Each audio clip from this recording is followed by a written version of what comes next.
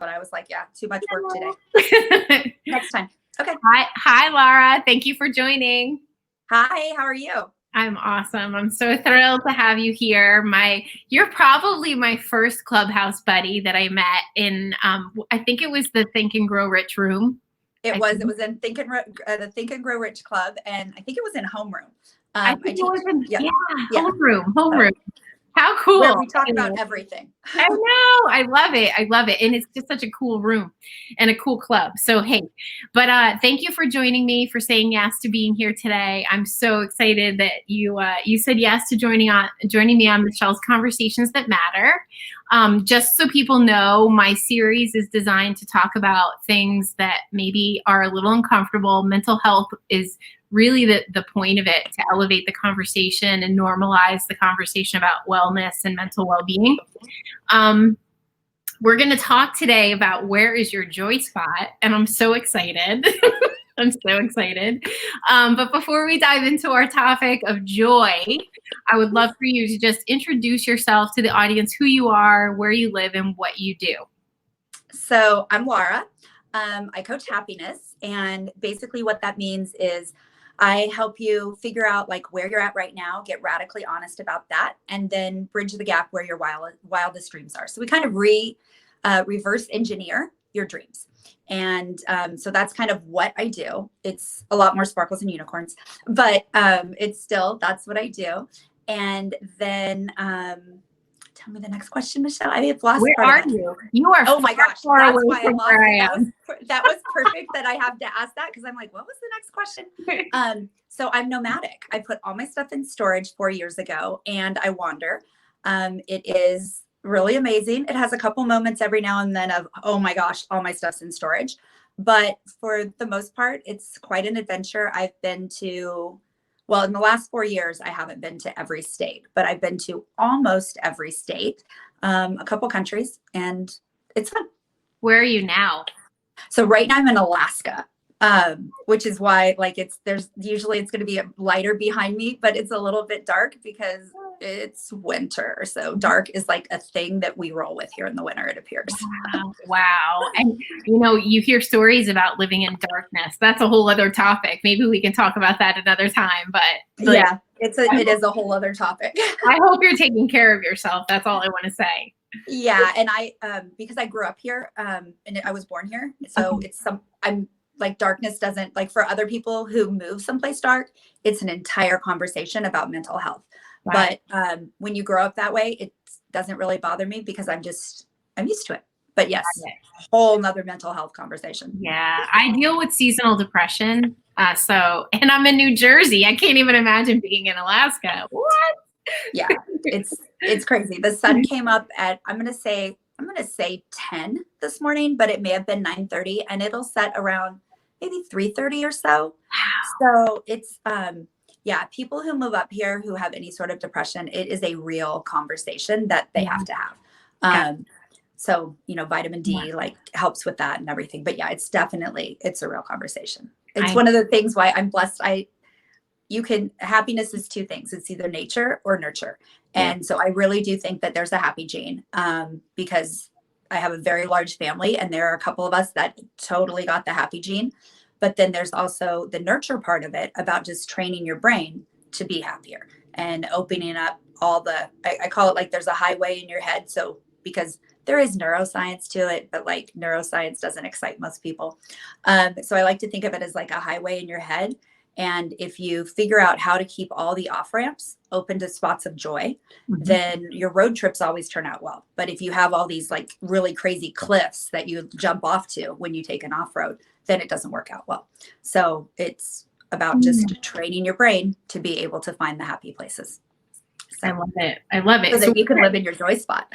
Yeah. So we're going to dive into joy now. So I love this topic because I really do think that like joy is so important. And, I feel like if we're not careful, we become the frog in the water with the temperature turning up, and we forget what it's like to live joyfully. And it's not like this thing out there that like, I'm going to be joyful when. It's really different. So we're going to dive into this. And, first, before I asked you my next question, I have to say, the moment I heard your voice on Clubhouse. It was like you were such a positive energy.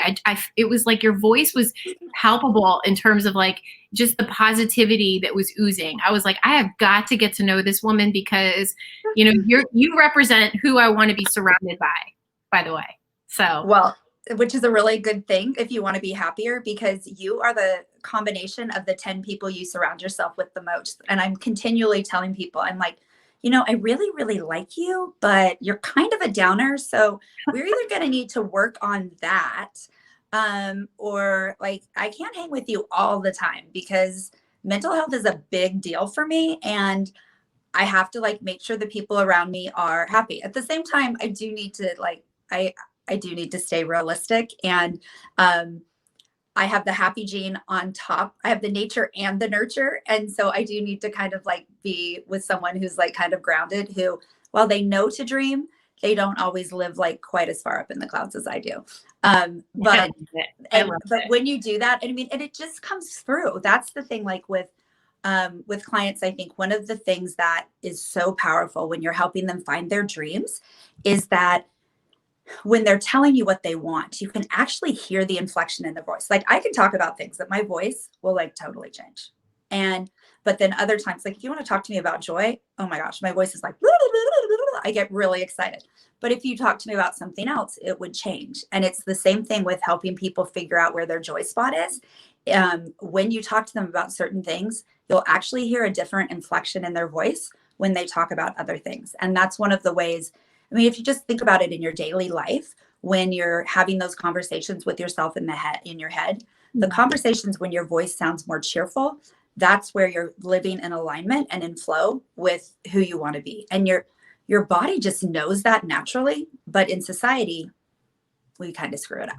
Yeah. So why you do what you do, Lara? Why have you found this opportunity to help people? Why do you do it? Tell us why. Okay, so again, I had it naturally.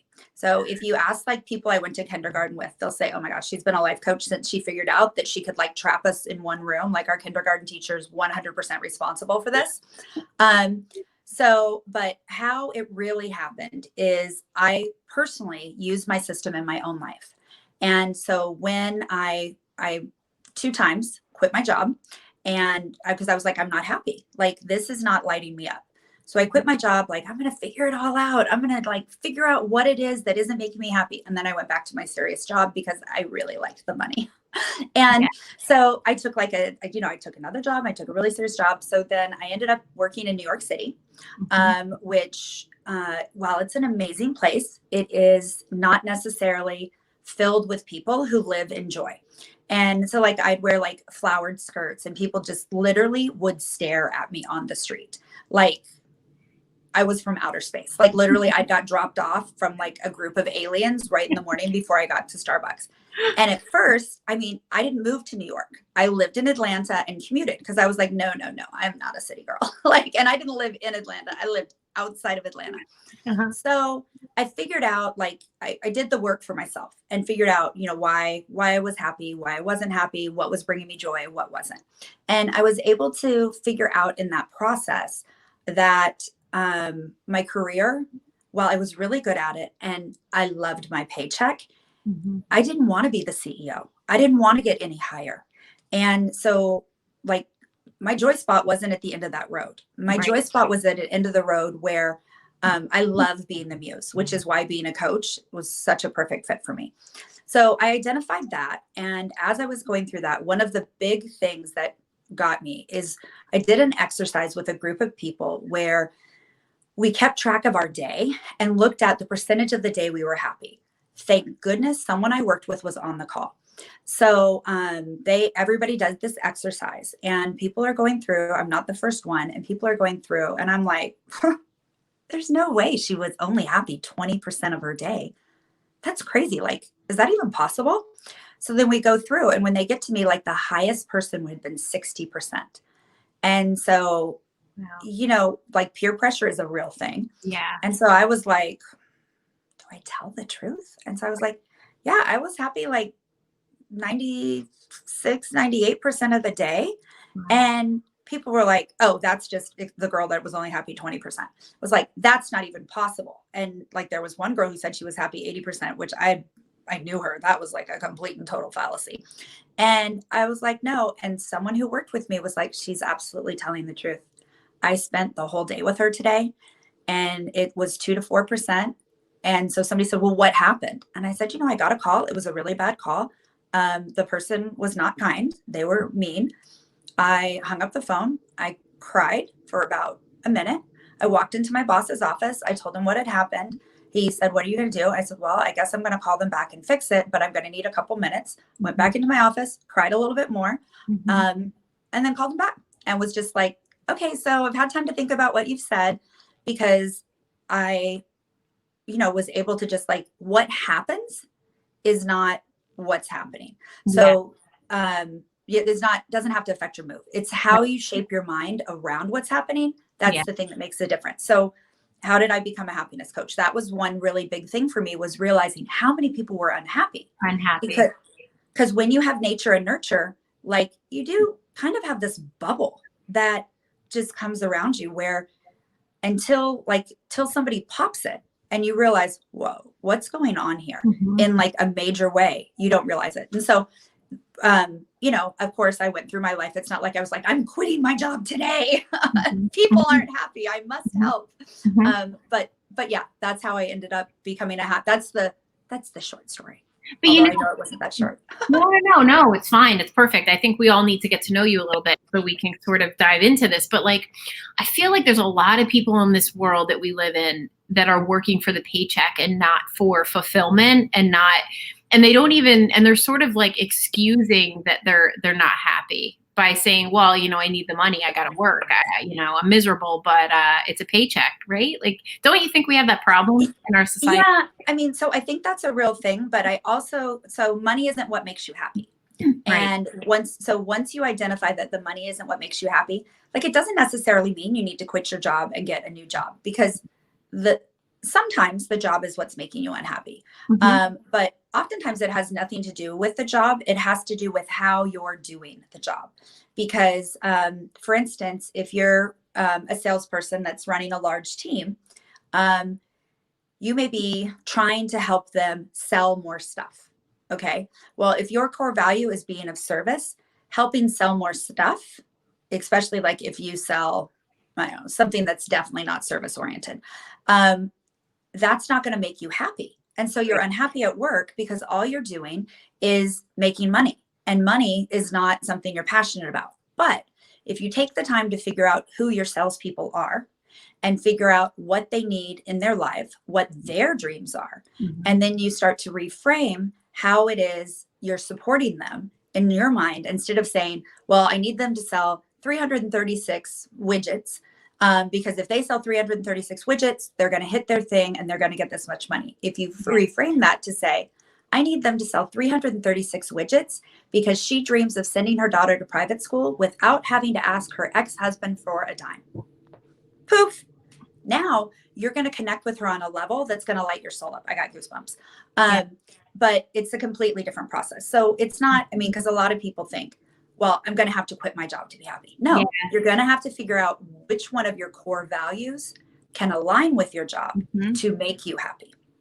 So let's dive into the core values, because that is something that is at the heart of the work that you do. So tell us about that and how you work with people to get connected to their values. Okay, so since we've been talking about money and jobs, let's stay on that same track for people who are following along. We don't like suddenly go off and talk about something else. But so sometimes people will be like, well, money really matters to me a lot. Okay. Money is typically not a core value. I never like to say never, but as close to never as you want to get is money and core values. So when people say that they value money, really what you have to do is you have to ask back behind it. And that's how it works with your core values. So someone says they value money. So if it was you, I would say, what? Just try it on. Because one of I know you well enough to know from, that's so funny. I know you well enough from Clubhouse.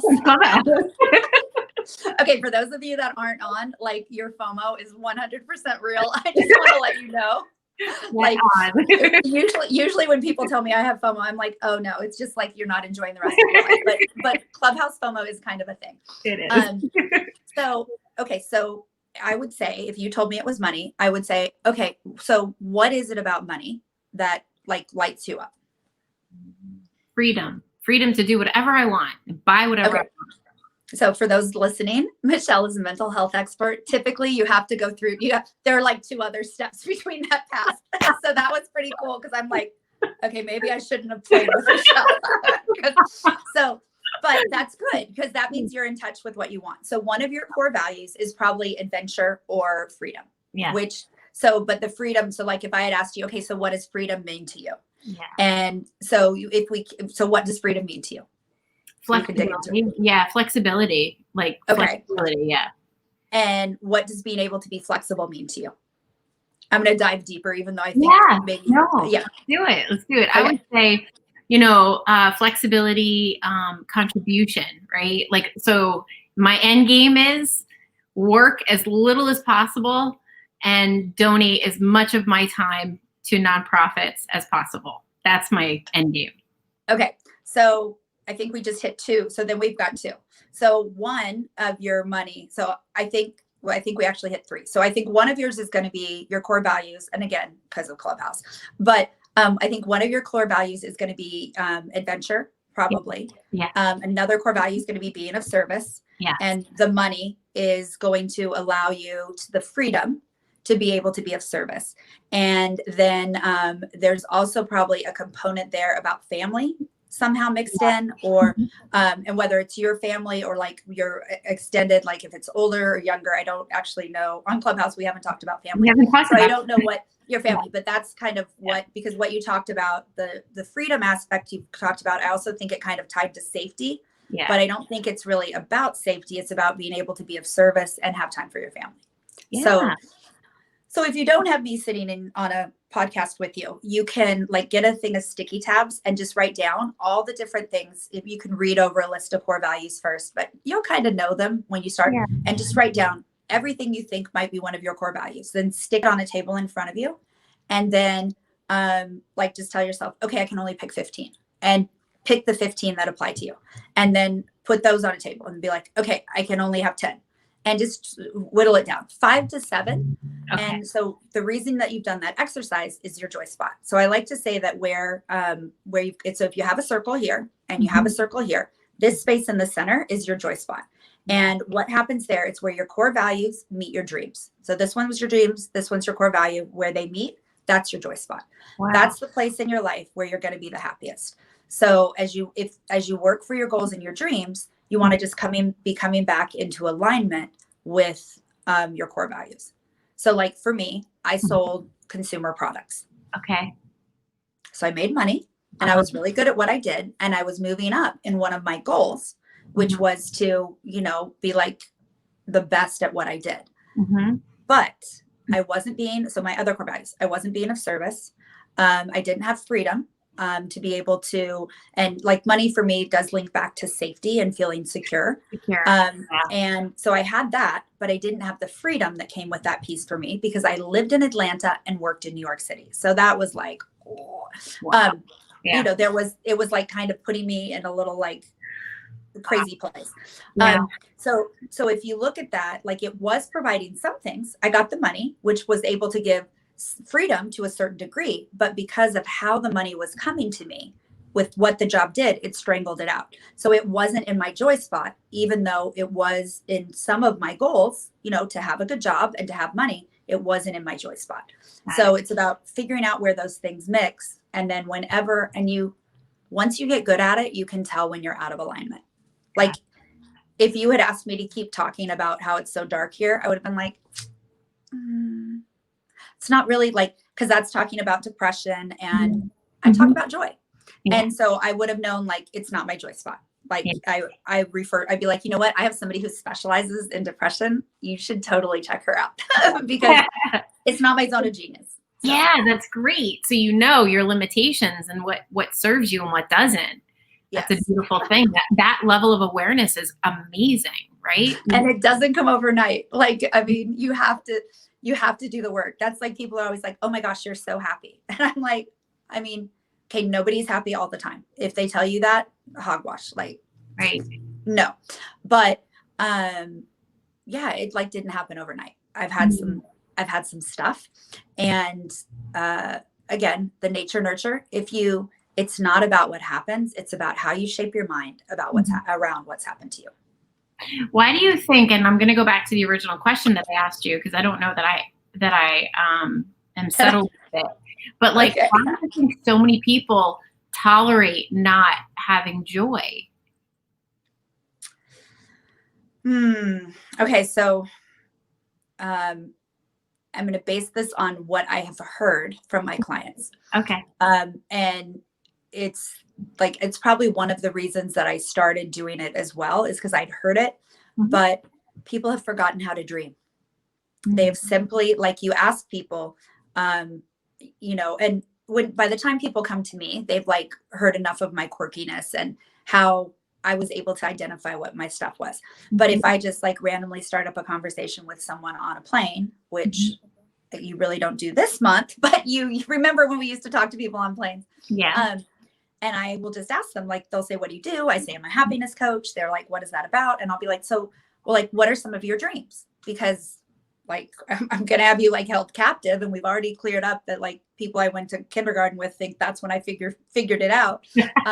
So like, I've got you for at least 2 hours and literally you cannot go anywhere. So I'll say, well, what are your dreams? And you can tell, like, they have to think about it. Okay. If I ask you what your dreams are, like when I just asked you what the money meant, you right away, you knew, like, your dream is to be able to have the freedom in your life to be able to be of service to more people. Like, that is one of your dreams. But when you ask, I mean, think about it. Like, if you were to just ask the person you pass on the street, that's not going to be them. They don't know their dreams. And so that's a big thing for me, is that people, why they don't live in joy is because that was the question. Why do I think so many people have given up looking for a life of joy? Right. I think they've given up looking for a life of joy because they have forgot it's possible, because they have forgotten how to dream. And I think you kind of asked this at one point, like, well, how did that, like, why do people get stifled? Again, kindergarten. I mean, that's where it first starts. Because think about like kids, how they just walk around and they have all this crazy childlike wonder. And it's like, oh my gosh, it's a leaf that's changed from green to orange. Or, oh my gosh, it's a puddle I can jump in. Or, oh my gosh, that toy came in a box and I can play with it. So anyways, that's it's then you go to kindergarten and they tell you like that you're supposed to sit still in the seat, and that you have to raise your hand to ask to go to the bathroom, and they put you into a box, and that's where it starts. And then somehow you end up at 24 years old walking down a street and you run into somebody like me who captures you at the don't walk sign. And says, so what do you dream about? Because I'm genuinely like curious. The first step to being joyful is to realize what you dream about. Like, what are your dreams? Because otherwise you just go through the day. I just reread the 4 Agreements. Did you ever read that? Oh my I do. Gosh. Yes. I think I always knew the 4 Agreements, but like I read the book and I was like, wow, it's like the whole domestication aspect. Yeah. It's frightening. Like you said, the little kindergartner sitting in their chair, raising their hands to go to the bathroom. It's like, we have been domesticated and lost that innocent dreaming perspective we once had as little ones. And it's huge because, like, so again, I do the kindergarten thing because everybody's been there. Like, everybody literally remembers the freedom of running through the front yard, like through the sprinkler. Everybody remembers that. And then suddenly they're at school and it's like they're raising their hand to go to the bathroom. And it's like, you know, it's just such a thing. But fast forward to older in your life, and women have children. And so oftentimes they like stay home to take care of their kids, or even if they don't, there's this responsibility. And then for men, there should be the responsibility with the kids too. But for men, the way society has raised us, there's this responsibility that they have to be this breadwinner. And those two things that really are kind of oh my gosh, I cannot say prevalent. Okay. Prevalent. Yeah. I was like, that word is not coming out of my mouth well, but it's the prevalent like society thing that both parents have to be working, but the mom is sometimes more responsible for the kids in most families, and the dad is more responsible for the money. Not always. I have friends, again, who figured out their dreams where the dad stays home and the mom is like major mogul because that lights her up and he's happy with the kids. The kids light him up. And again, it's about figuring out your dreams. But yeah, even from kindergarten all the way up, society like tells us, and then here we are. Yeah. So you had given us some, I want to give everyone homework. I want people to get reconnected to their dreams. Like, and I love what you said before about the Post-its getting connected to your values. Like, so if you were to give someone the homework about getting connected to their dreams, would it be around what really identifying those values? Yeah. So the first step that you want to do is you want to identify what your core values are. And then just like kind of sit with them and like, you know, be aware of in your daily life, like those moments where you're like, oh my gosh, this is so cool. And see how that aligns to which core value. Because you may need to keep 10 sticky tabs for a while. Yeah. And then over the course of a week, be like, okay, wait, I like keep getting lit up by this. Mm-hmm. So this one definitely, like I'm like that hand like went off the screen, but I'm like, I keep getting lit up by this sticky tab. Let me put that one on the fridge. Mm-hmm. And then, you know, see. So everybody figures them out differently. And again, there's not a right or a wrong way. Mm-hmm. It's about being who you are authentically and living into that. The second step is being radically honest about who you are. Mm-hmm. And because until you're really true about what's going on and who you are in your life, it's going to be really hard to get to the dream because you're not going to know the steps in between the dream and here. So like if I were to say, I don't know, let's use one that's not real. But if I were to say, okay, when I was younger, I wanted to be a Dallas Cowboy cheerleader. And then I became the shape of a football player. So that wasn't a realistic dream for me. But I did spend some time thinking I could still be a Dallas Cowboy cheerleader. Mm-hmm. So I like, you know, worked out all the time so that, I mean, realized this like only lasted for a month. And then I was like, okay, this dream does not align with my core values because my core values, one of them is being barefoot in the kitchen making cookies. So like, this is not working. But, you know, I worked out a lot because like if my dream is over here and it's to be a Dallas Cowboy cheerleader and over here, I am a size 12 eating cookie dough barefoot in the kitchen. There's a gap. Because that's my honesty and this is my dream. Yeah. So reverse engineering it. If I want to be a Dallas Cowboy cheerleader, well, I'm going to have to go to Dallas to try out. I'm going to have to get invited to the tryouts.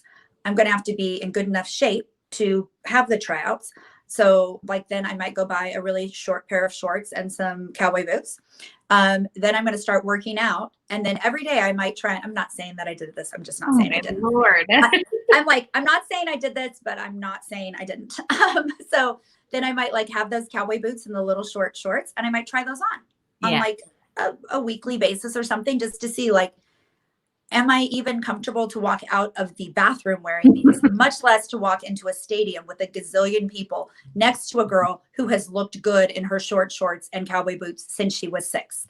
And at some point you're like, okay, wait, this dream is so far out of my joy spot. It's not on the screen anymore. Right. And so then you're like, okay, what was that dream really about?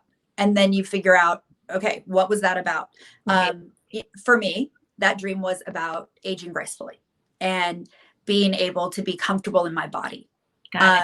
It wasn't, I mean, I do love football, but there are other things you can do around football other than dance in cowboy boots. Yeah. So anyways. Yeah. But you can move to the South where everybody loves the cowboy boots. And so I did that at one point.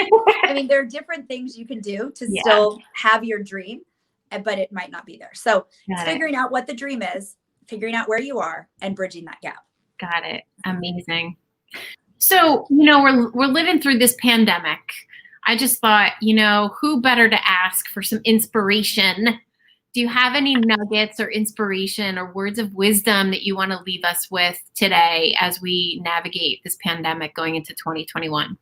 So, loneliness is a thing right now. Like people are lonely. Yeah. You know, you can't hug yourself. Like you just like it doesn't work. And so figuring out how to, and loneliness is different than solitude because like I'm happy being alone, Yeah. but loneliness is different. Like I'm good with solitude. I'm, you know, I'm nomadic. I move around. But the loneliness is a real thing. So my advice would be in results of the pandemic is figure out what you can do in your life that is going to help so that you are not lonely, because loneliness, just like we talked about that it can lead to depression. Loneliness is a big deal. We are creatures that crave connection. So whether it's that you call somebody every day and just chat, like, and call a different person, you know, and then so kindness will also add to your joy. So if you can combine that connection with kindness, that can be good. So like a simple one for people who live someplace where they drag their trash out, drag your neighbor's trash in for them. Yeah. And, you know, and then they'll probably open their door, even though they might not come next to you. They'll be like, oh my gosh, that was so nice. And you're like, yeah. And there's this connection between the person, but you've also been kind. And so creating that connection. So writing a letter to someone that they may write you a letter back, calling someone you haven't spoken to in a long time, setting up Zoom game nights with like your friends from grade school, college, your family. I mean, I set up in the beginning of the pandemic, my family, we were doing weekly with like my extended family. We were doing weekly calls that were supposed to be game nights. They ended up just becoming random conversations that kind of like this, that just flowed around different topics. Awesome. But now we do once a month. And just figuring that out, like who are people you can be connected to without having them in your space, because that's going to create more joy in your life if you have that social connection. Yeah. Oh my God. And such good advice. Clubhouse. Yeah, no, exactly. You know, I was listening to a guy this morning and he was saying that he reaches out to 3 people every morning out of gratitude to acknowledge them and tell them that, you know, he loves them. And I was like, that's genius. Like, because then you're starting your day off appreciating someone else. And you know, you're going to hear back from them and that's going to help too. You know, it's connection, all kinds. I love that. But you're right. Loneliness is a thing. It really, really is. And if people don't feel connected to, it's a problem. And it's okay to talk about it. Yeah. Like that's the thing that I think, you know, it's okay to talk about it and to say, okay, so I think that I might be lonely. And especially like extroverts right now, this is a really, really hard time. And I'm an introverted extrovert. So I'm an ENFP, but from Myers-Briggs, if that's your thing. But I'm an I, I have a little I. And so even for me, it's like, wow, nobody's hugged me. And so like, I love what your friend said about doing calling 3 people in the morning and telling them you're grateful for them. I'm a night owl, so my morning's a little bit later, but doing that, the calling 3 people. Also at the end of your day, I always recommend that people write down 3 things they're grateful for from their day. And you actually write it down, because that like allows it to pour out of you. And as it pours out of you, you can kind of savor it, which is different than just being grateful. So I like that as well. So if you were to take away your homework from this call, think about your core values, get radically honest about where you are so that you can figure out, like, is this dream really going to make me happy, or is it going to make me absolutely miserable? Because every time I try, and I'm using this example because I kind of love it, because I'm thinking everyone out there, whether they're a man or a woman, can visualize how those white boots and those little white shorts might not bring them joy. So I don't think I've ever used this example before, but I'm loving it. So figure that out. Core values, where you're at, where you want to be. If the spot in between there is going to bring you joy. But then with the pandemic, let's add in some simple things. Like let's call 3 people in the morning that you're grateful for. And at the end of the day, let's write down 3 things that you're grateful for and take the time to savor those things. Yeah, I think that can be a real great process. That's amazing. Thank you. So tell us about what you're up to. Tell us how people can get in touch with you and find out what you're doing. Well, if you're on Blueprint or if you're on a Clubhouse, my tag is at Blueprint for Joy. So you can find me in the little search bar that finally exists for those of us that were around for a while. In the beginning, it was like, how do I find people? Good luck. Good luck. Maybe you'll bump into each other in the How to Get Rich Club.